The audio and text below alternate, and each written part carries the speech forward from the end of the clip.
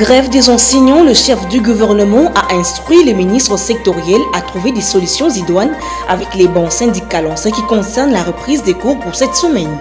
L'investiture du nouveau bureau de la CENI par le chef de l'État a été saluée par Maître Kouité Moana Kouité. Par contre, le mouvement citoyen lutte pour le changement parle d'un décor planté pour les contestations des élections de 2023. Et puis le lieutenant Jules Ngongo, porte-parole des FARDC dans la province de l'Ituri, dément sur les rumeurs d'une probable infiltration des rebelles dans la ville de Bunia. Voilà tout pour les titres. Restez branchés pour le développement. Bon début de semaine, mesdames, messieurs, bienvenue dans cette édition du journal sur la chaîne de l'éducation. Je l'ai dit dans les titres, le Premier ministre Sama Lukonde Kingi instruit le ministre sectoriel à trouver des solutions idoines avec le banc syndical pour la reprise des cours cette semaine. Suivez le ministre de la fonction publique, Jean-Pierre Liab. Le Premier ministre, chef du gouvernement, nous a instruit formellement à la demande du chef de l'État de pouvoir prendre toutes les dispositions afin d'enclencher les processus de la poursuite de ces dialogues. Le gouvernement est soucieux de voir les conditions des enseignants s'améliorer. Et nous allons clairement, dans les jours qui viennent, amorcer ces processus parce que nous pensons qu'il n'y a pas d'alternative au dialogue. Des problèmes, il y en a toujours eu et il y en aura toujours. Mais là où il y a la bonne volonté, des solutions ne manquent jamais. Et nous pensons que la nation, c'est comme une famille. Lorsqu'il se pose des problèmes dans une famille, il faut savoir s'asseoir autour d'une table et puis voir dans quelle mesure y apporter des solutions idoines. C'est ce qui va être fait. De lundi, nous allons recevoir dans ce même cadre les principaux responsables syndicaux de l'EPST. Ensuite, les jeudis suivants, nous allons débuter effectivement les échanges entre le banc gouvernemental et l'ensemble, je dis bien l'ensemble des organisations syndicales de l'enseignement primaire, secondaire et technique. Grève des enseignants des écoles catholiques, l'ASENCO est favorable à l'organisation des états généraux de l'enseignement primaire, secondaire et technique pour évaluer sans complaisance le système éducatif. Suivez l'abbé Donation Choli dans ses propos recueillis par Chanel Besson. Jusqu'au moment de la rentrée scolaire 2021-2022, en ces mois d'octobre, l'ASENCO a constaté qu'aucune de ces recommandations n'a été suffisamment prise en compte par le gouvernement. Il est clair que la situation qui prévaut actuellement dans les écoles conventionnées catholiques relève uniquement de la responsabilité du gouvernement et non des enseignants des écoles conventionnées catholiques. En effet, une récente enquête réalisée dans 19 provinces auprès d'un important échantillon de nos écoles mécanisées montre qu'au niveau primaire, il subsiste encore 1055 enseignants impayés, NPNU, sur un total de 7757 agents, soit 14%. Et au niveau secondaire, on relève 2306 enseignants impayés, NPNU sur un total de 6 781 agents, soit 34%. Extrapolé à toutes les écoles, cela fera un nombre très important de NP et de NU. La gratuité est un droit constitutionnel. Pour la SENCO, elle est donc irréversible et non négociable. Mais seulement, cela n'est possible que si les réformes nécessaires se mettent en place et les moyens financiers conséquents les accompagnent. Il est hors question que la gratuité de l'enseignement de base repose sur l'exploitation des enseignants.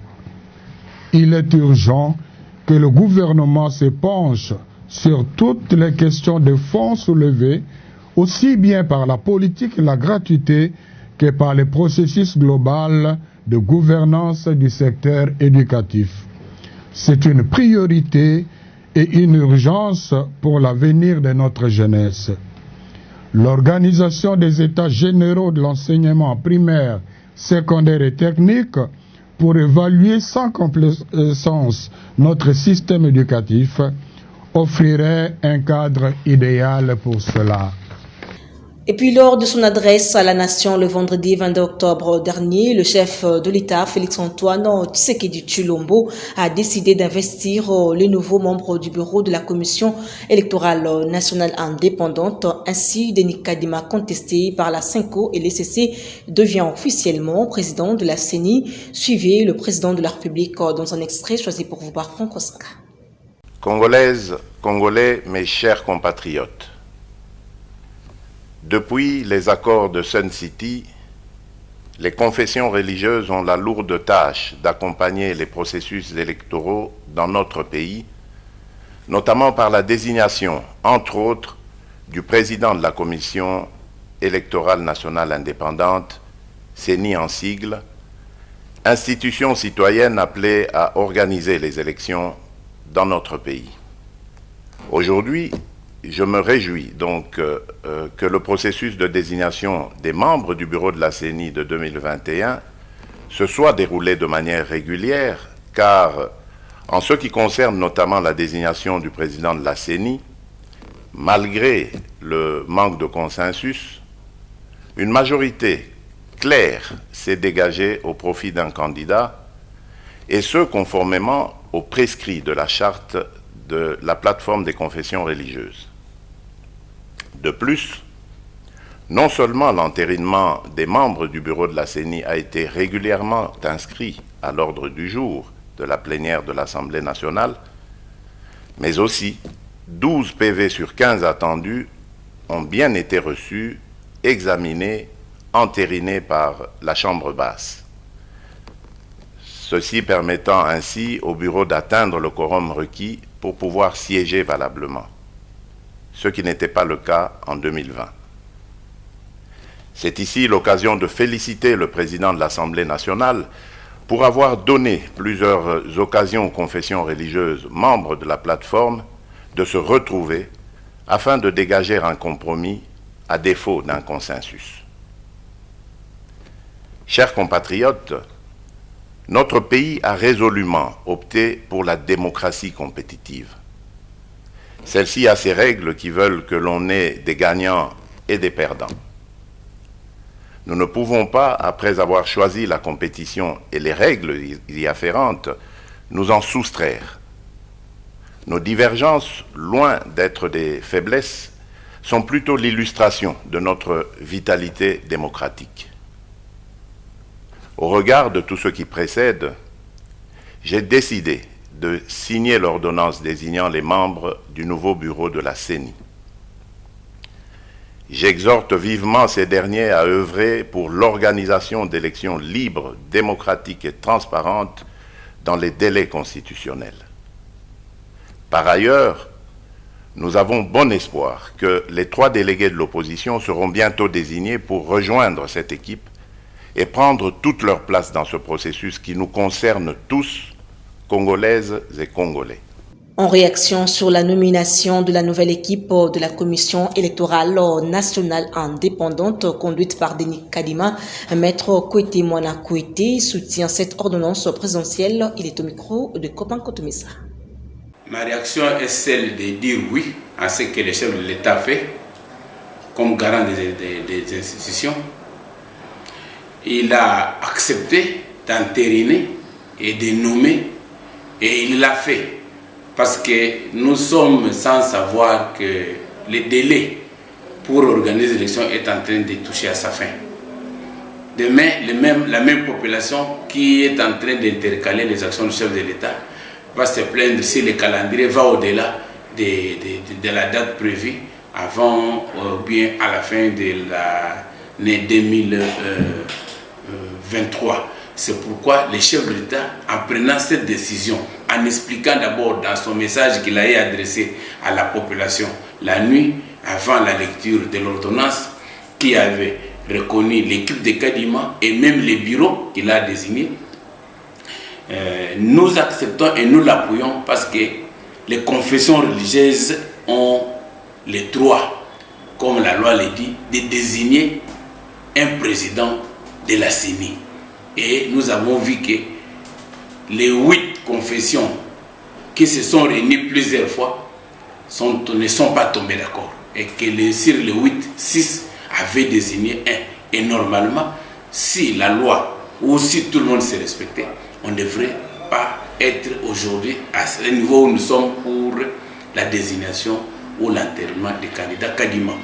Même si Kadima est de la famille politique du chef de l'État, où il a été, ils se connaissent, ce sont des frères. Nous en avons connu les cas. Mulunda, par exemple, a été désigné président de la CENI. Il était conseiller de Kabila. Il était dans son cabinet comme conseiller. Et pourquoi pas aujourd'hui Kadima?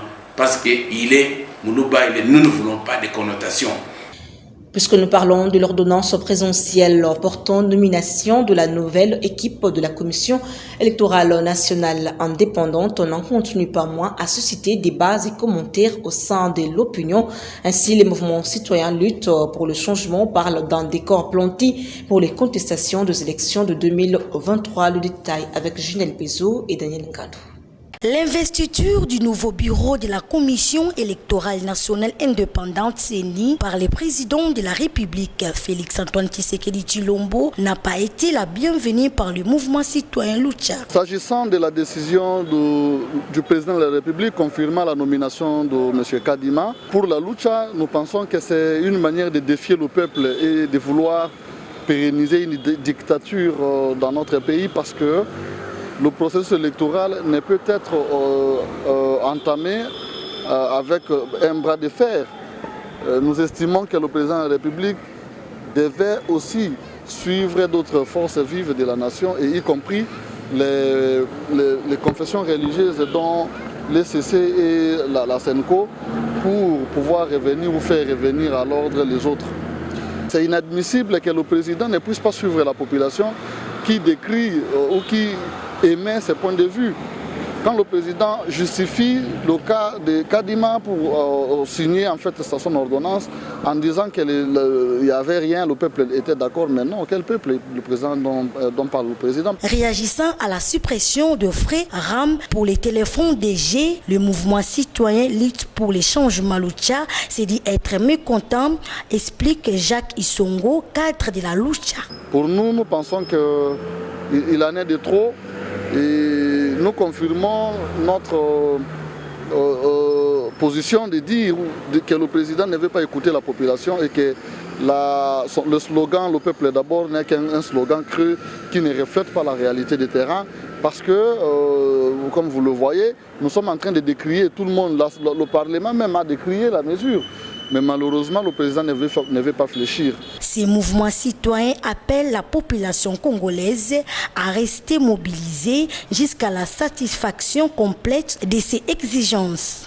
Et puis dans le cadre de la poursuite de la tournée politique consacrée à la redynamisation du mouvement de solidarité pour le changement dans le district de la Tchangou, le week-end dernier, Pichu Bidingui, conseiller du président national de ce parti politique allié à l'UDPS et membre de l'Union sacrée de la nation, a assisté les parents et enseignants de cette partie de la capitale en ces moments de la rentrée scolaire ainsi que les femmes maraîchères. Reportage de Naomi Katako.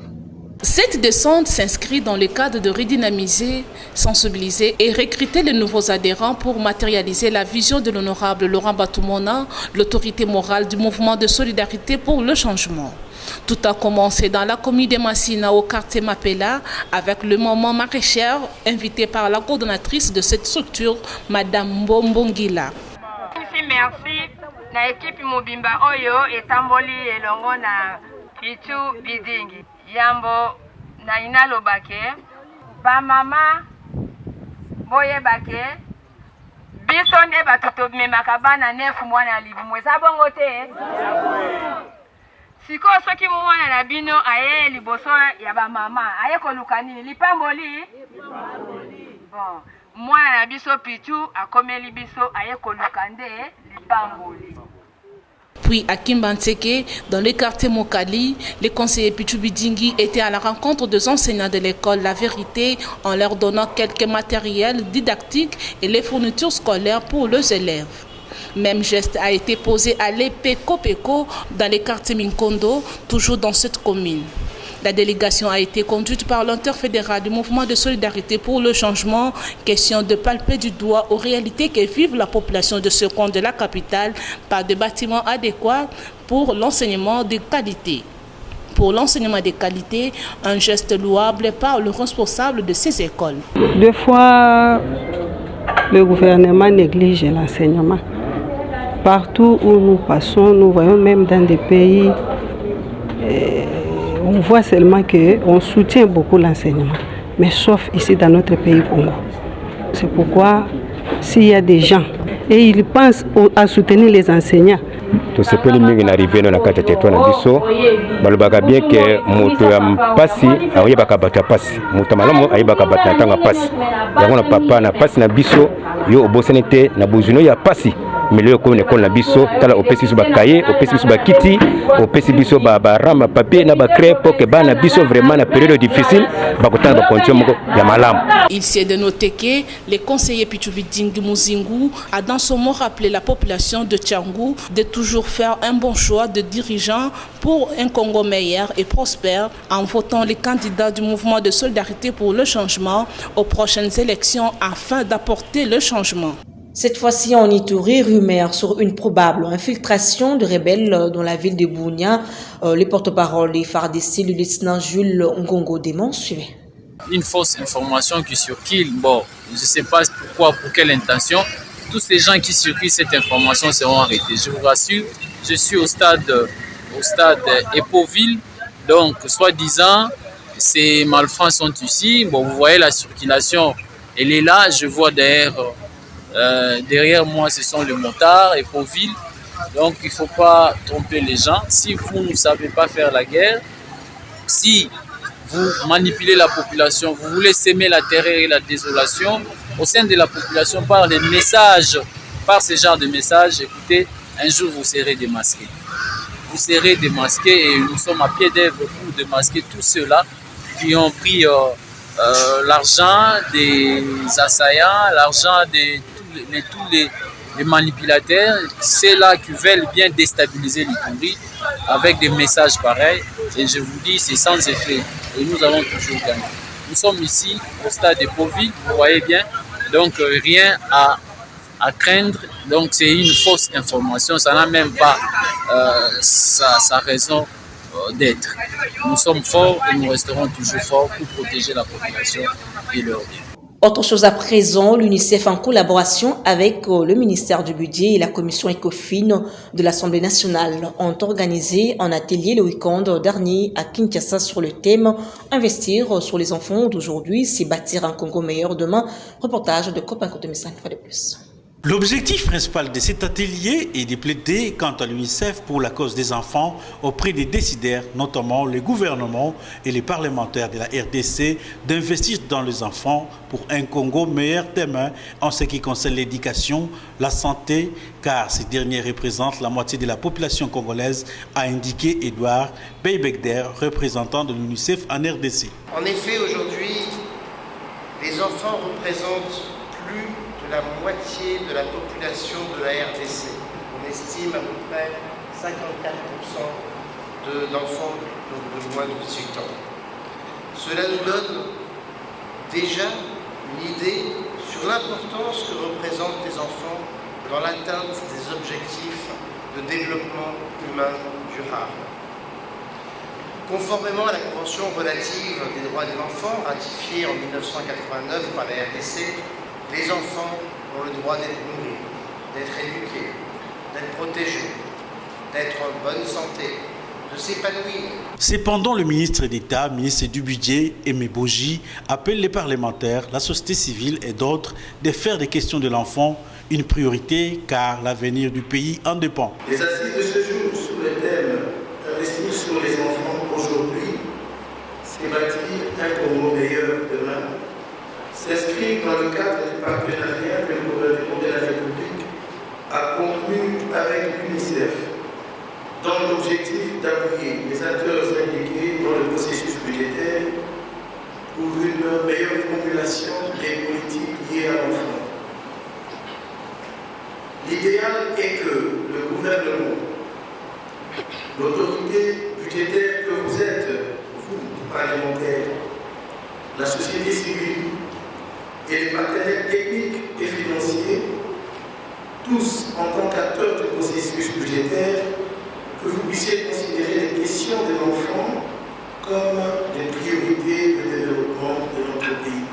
Retenons que cet atelier a connu la participation des députés, des anciens ministres et experts ainsi que du ministre actuel du budget. Parlons religion dans ce journal à l'occasion de la 13e convention mondiale du CFMC marquant les 30 ans d'évangélisation du combat spirituel le dimanche 24 octobre 2021. Quelques fidèles de cette église ont été honorés pour leur loyauté aux côtés du couple Olangi Suleiman Kalunga. Une fois de plus. Ils ont été honorés par leur fidélité et loyauté quelques fidèles du ministère de combat spirituel. Prenant la parole au cours de cette cérémonie, Paul David Olangi a rappelé les débuts de la mission évangélique de Feu Maman Olangi, qui n'était pas seul mais accompagné de quelques pionniers. Tous les noms de Dieu ont été révélés avant Jésus.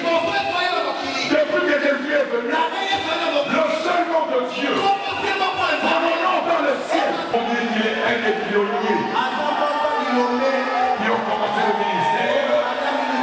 Alléluia. Alain Gabriel Olangi a, au nom de la famille Olangi, exprimé que Dieu les a ordonné de donner ces trophées de reconnaissance et de loyauté à ses fidèles. L'Éternel nous met à cœur de vous remettre ce trophée de reconnaissance. De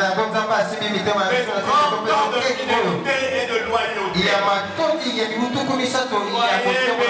Soyez bénis.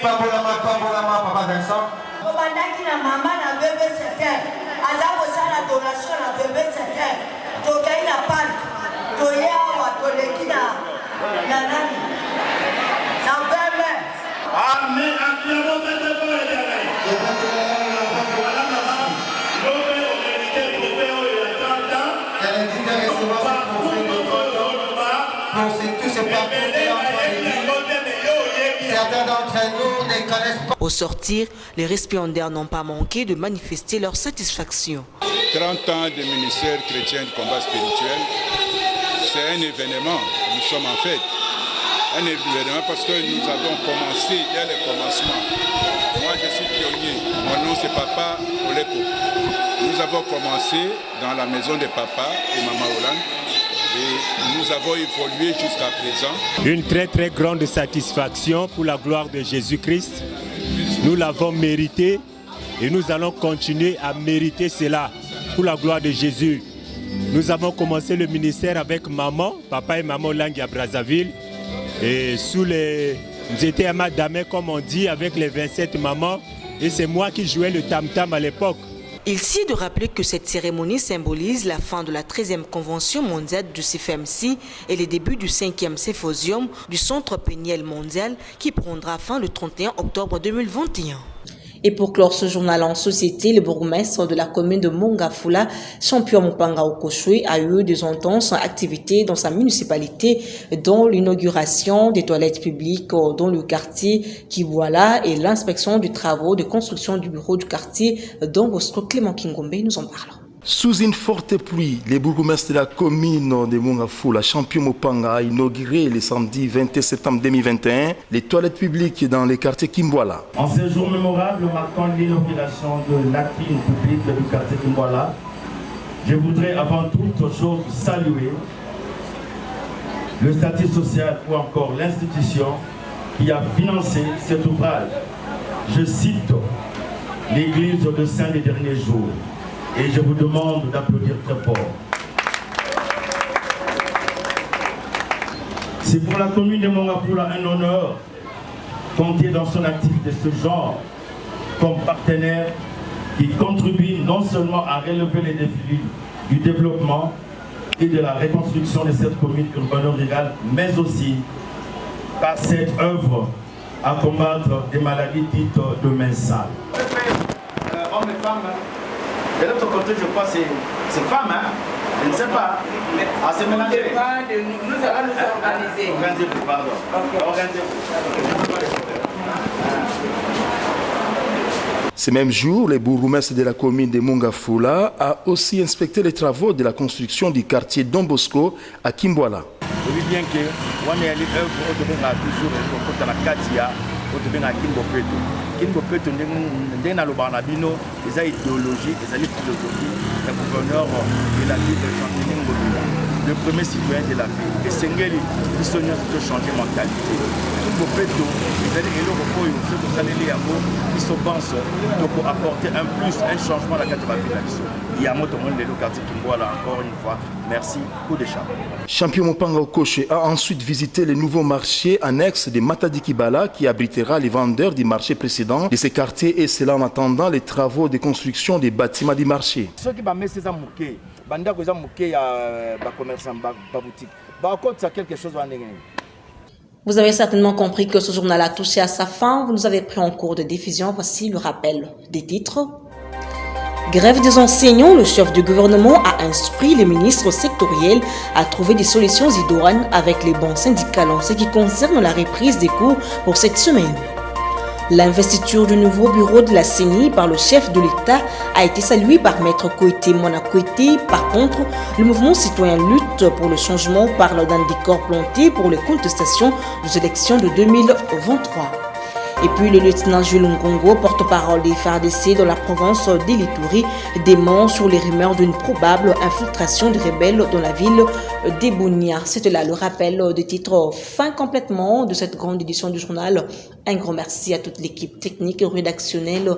Derrière la caméra, c'était Delphine Tondoula, Guilhem Mayamba et Charline Seka. Merci de nous rester toujours fidèles. Retrouvez Christian Lissoukou pour la grande édition du soir demain. Quant à moi, je vous retrouve le week-end. Au revoir.